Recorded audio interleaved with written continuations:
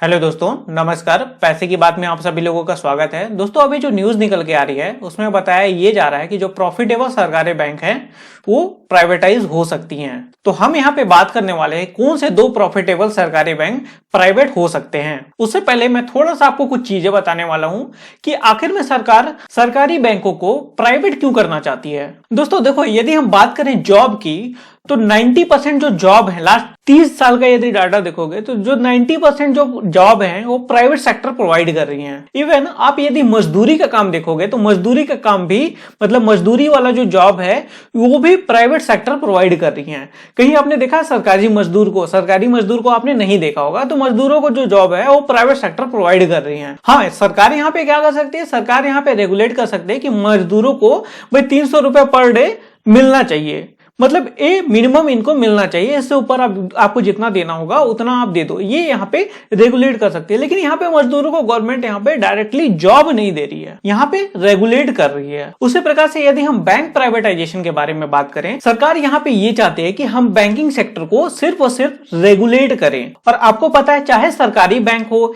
या फिर private bank हो, उनको रेगुलेट कौन करती है? आरबीआई करती है। तो यहाँ पे सरकार का भी प्लान ये है कि हम बैंकिंग सेक्टर में डायरेक्ट इन्वॉल्व न होकर के यहां पे हम रेगुलेट करें। यदि हम पॉलिटिक्स की बात करें तो हम कहां रहते हैं? हम एक डेमोक्रेटिक कंट्री में रहते हैं। डेमोक्रेटिक का मतलब होता है हम एक पूंजीवादी कंट्री में रहते हैं। यहां पे जो सरकारें होती हैं वो केवल 5 साल के लिए होती हैं। और जो 5 साल के लिए चुन के सरकार आती है वो कभी नहीं चाहेगा कि जो हमारा जो पैसा है, जो टैक्स पेयर का पैसा है, वो कहीं ऐसे जगह पे लगे जहां से कोई रिटर्न नहीं मिलता। और आप यदि बैंकिंग सेक्टर की देखोगे तो बैंकिंग सेक्टर में सरकार से पैसा लगाया जा रही है और इनको रिटर्न कुछ मिल नहीं रहा है। देखो, जो नेशनलाइजेशन का काम है वो पता है कौन करता है? वो कम्युनिस्ट पार्टी करती है। मतलब कम्युनिस्ट जो सरकारें होती हैं वो नेशनलाइजेशन का काम करती हैं, क्योंकि जो कम्युनिस्ट सरकारें होती हैं वो आजीवन किसी देश पर राज करती हैं, जबकि डेमोक्रेटिक कंट्री में सिर्फ 5 साल के लिए सरकारें चुनी जाती हैं। वैसे यदि कम्युनिस्ट कंट्री की देखोगे तो लगभग सभी कम्युनिस्ट कंट्री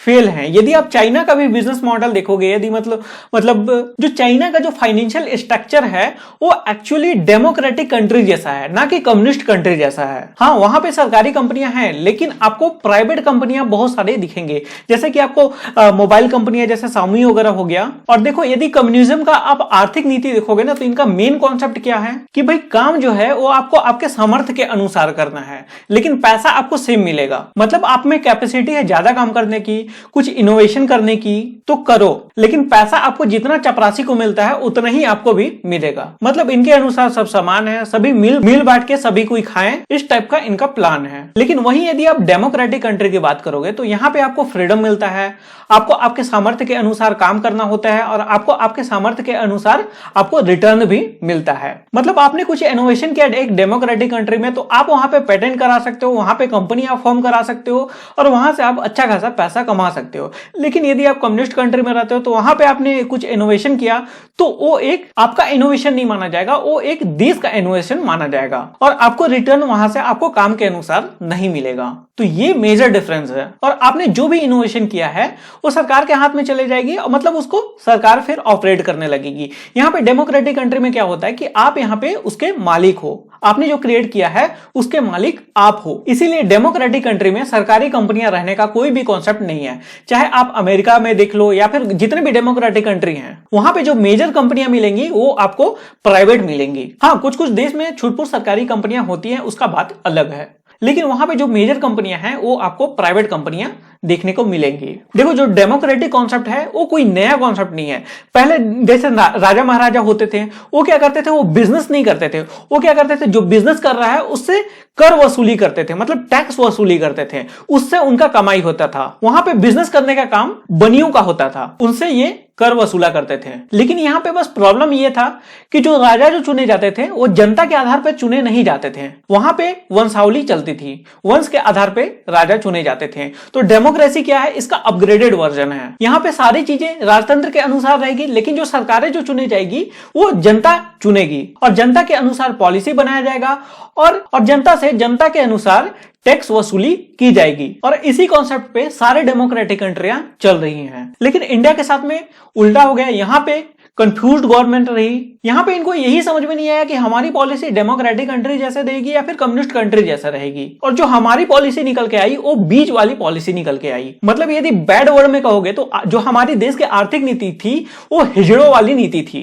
और आपको जान के हैरानी होगी, जितने भी अभी सरकारी बैंक आपको देखने को मिल रहे हों वो पहले प्राइवेट बैंक हुआ करते थे, लेकिन उसको इंदिरा गांधी ने नेशनलाइज किया था। तो सरकार यहाँ पे बिल्कुल डेमोक्रेटिक वे में काम करना चाहती है, यहाँ से टैक्स से पैसा कमाना चाहती है और इनको रेगुलेट करना चाहती है। जैसे कि यदि हम बात करें बैंकिंग सेक्टर के बारे में, तो बैंकिंग सेक्टर के बारे में आपको पता है आरबीआई रेगुलेट करती है। उसी प्रकार से यदि हम बात करें जो स्टॉक मार्केट हो गया, जो कंपनी रजिस्ट्रेशन होता है या फिर जो म्यूचुअल फंड वगैरह होता है, उसको सेबी रेगुलेट करती है। उसी प्रकार से इंश्योरेंस सेक्टर जो है उसको IRDAI रेगुलेट करती है। जो LIC वगैरह हो गया या फिर जो अदर जो प्राइवेट इंश्योरेंस कंपनियां वगैरह जो आ रही हैं, उन सबको IRDAI रेगुलेट करता है। उसी प्रकार से यदि हम बात करें पेंशन की, जैसे अटल पेंशन योजना हो गया या फिर नेशनल पेंशन योजना हो गया, इसको PFRDA रेगुलेट करता है।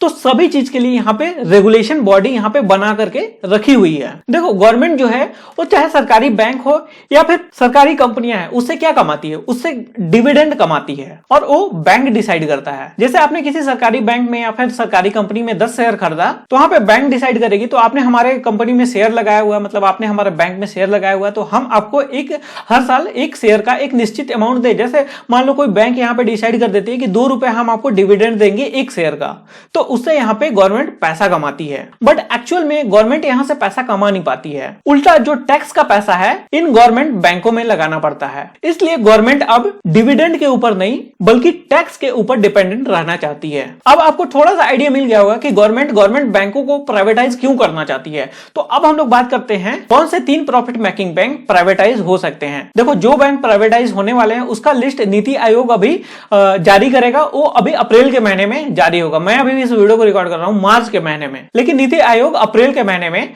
लिस्ट जारी करेगा।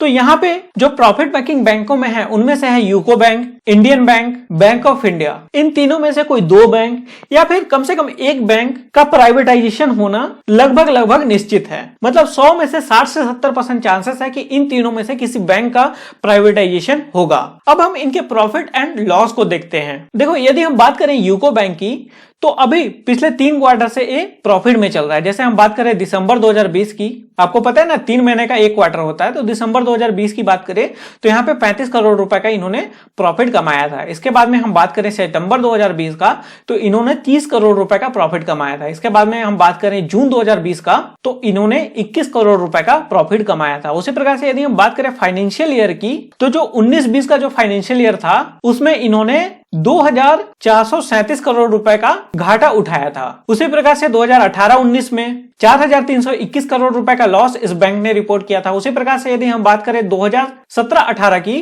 तो इसमें 4436 करोड़ रुपए का लॉस इसने उठाया था। ये 3 साल से तो लॉस में चल रही है, लेकिन पिछले 3 क्वार्टर से अभी ये प्रॉफिट में चल रही है। तो इसके भी प्राइवेटाइज होने के चांसेस काफी ज्यादा हैं। और एक्चुअली यूको बैंक ने अभी अभी अपना इंटरनेट बैंकिंग इंटरफेस वगैरह हो गया या फिर अपना मोबाइल बैंकिंग इंटरफेस वगैरह हो गया, इसको अभी अपग्रेड किया है। उसी प्रकार से यदि हम बात करें जैसे इंडियन बैंक की, तो इंडियन बैंक ने भी पिछले 3 क्वार्टर से प्रॉफिट में है। जैसे दिसंबर 2020 की बारे में बात करें तो दिसंबर 2020 में इन्होंने 526 करोड़ रुपए का प्रॉफिट कमाया था।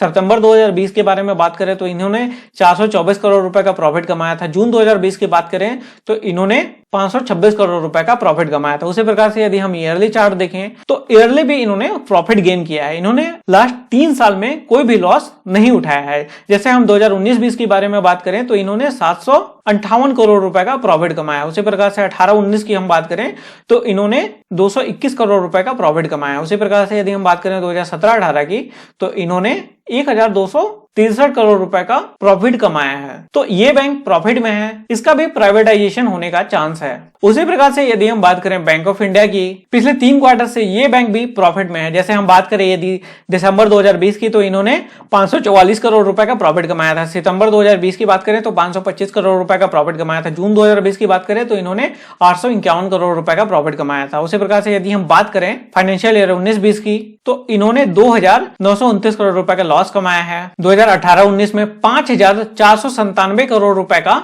लॉस इसने उठाया है। उसी प्रकार से 2017-18 में इसने 6073 करोड़ रुपए का लॉस उठाया है। और ये जो 5000 करोड़ 6000 करोड़ रुपए ये किसका पैसा लगता है? ये टैक्स पेयर का पैसा यहाँ पे लगता है। और इन पैसों से लगभग 200 अच्छे क्वालिटी का एकदम हाई क्वालिटी का स्कूल बनाया जा सकता है, या फिर बहुत ही हाई क्वालिटी हॉस्पिटल इन पैसों में 50 बनाया जा सकता है। खैर, जो बैंक ऑफ इंडिया है वो अभी पिछले 3 क्वार्टर से प्रॉफिट में चल रही है, तो इसका भी प्राइवेटाइजेशन होने का चांस है। अब देखना यह है कि कौन से सरकारी बैंक का प्राइवेटाइजेशन होने वाला है, क्योंकि हम यहाँ पे सिर्फ और सिर्फ अंदाजा लगा सकते हैं।